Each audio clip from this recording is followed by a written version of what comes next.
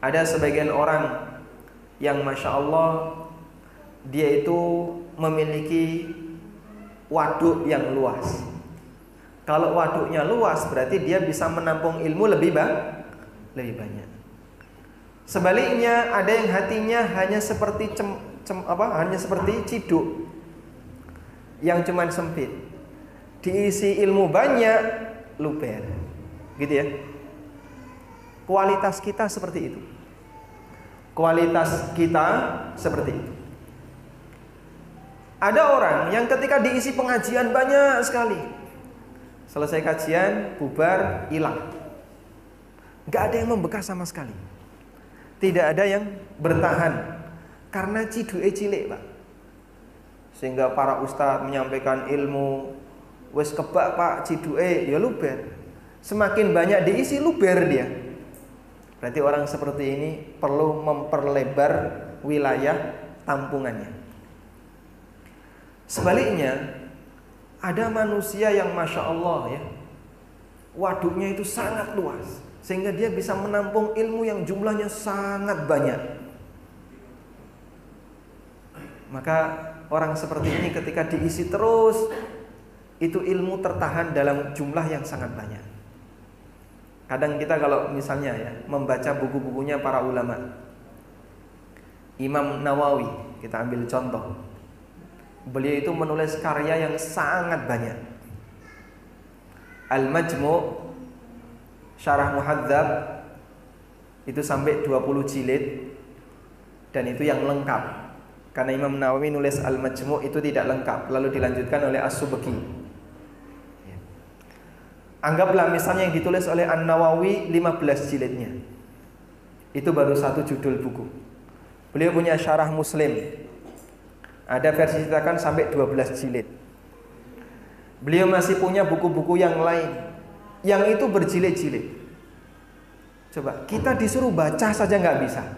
Ini ada orang yang nulis buku seperti itu. Itu betapa banyaknya ilmunya. Sehingga Anda bisa bayangkan ya, ini orang ilmunya luar biasa. Padahal biasanya antara ilmu dengan karya itu lebih banyak mana Pak? Ilmunya. Ada seorang ulama, dia menulis satu buku. Apakah ilmunya itu ada di buku ini semua? Tidak. Dia masih punya ilmu yang belum dia tulis. Berarti kalau ada sebuah buku, ini hanya salah satu representasi dari sebagian ilmunya. Ustadz Irwandi misalnya, buku beliau yang sangat terkenal apa? Harta Haram Kontemporer, gitu ya, yang cukup tebal. Ya. Apakah ilmu beliau cuma di situ saja? Tidak. Beliau itu baru nulis Harta Haram Kontemporer. Beliau belum nulis Harta Halal Kontemporer. Dan fikih-fikih yang lain belum beliau tulis. Karena buku itu, karena yang namanya buku itu tidak semuanya berisi ilmu yang dimiliki oleh orang tersebut. Artinya tidak semua ilmunya ada di buku itu. Dia masih punya ilmu yang belum dia salurkan dalam karya ilmiah. Baik. Sehingga ada sebagian orang yang dia diberi oleh Allah Subhanahu wa taala hati yang luas. Dan sebaliknya ada orang yang dikasih oleh Allah hati yang sempit. Luas dan sempitnya batin inilah yang menentukan kualitas seorang hamba dalam belajar.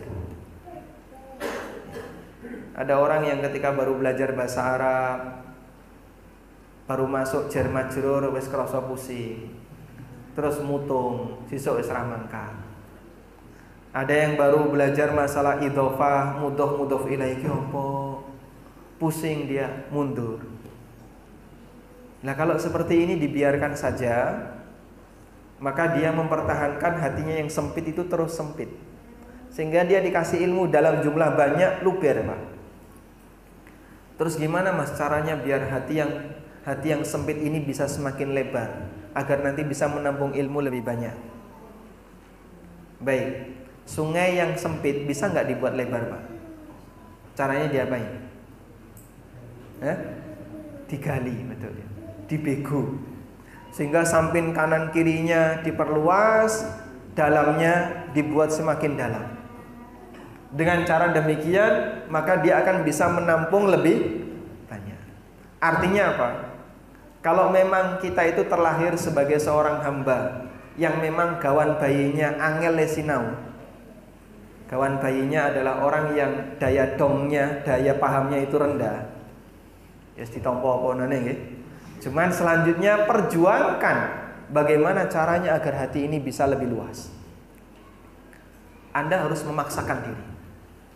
Jangan takut untuk menerima beban pelajaran yang berat. Anggere Saidik belajar rodo antep wedi, ya selamanya dia akan bodoh. Jangan takut untuk mempelajari materi yang berat. Karena materi yang berat itu kalau tidak Anda seriusi, tidak ada fokus untuk belajar, dan Anda ketakutan untuk mempelajarinya karena anggapannya adalah sesuatu yang berat, selamanya Anda tidak akan pernah tahu.